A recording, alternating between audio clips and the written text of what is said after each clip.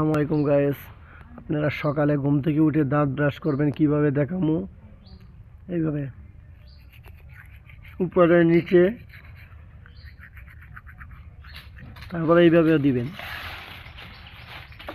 তারপরে এইভাবে, তারপরে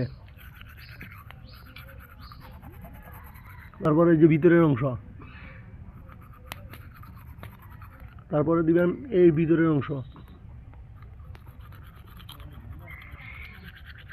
এইভাবে 5 মিনিট আপনি মরাইবেন দাঁত।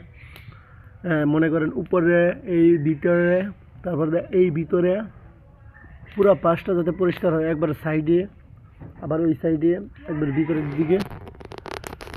সবাই প্রতিদিন সকালে ঘুম থেকে উঠে এবং প্রতিদিন রাত্রে খাবারের পরে দাঁত পরিষ্কার করবেন। আপনার দাঁত সবসময় সুস্থ থাকবে। মাঝে মধ্যে ভিটামিন সি যেই ট্যাবলেটটা, এগুলো খাবেন।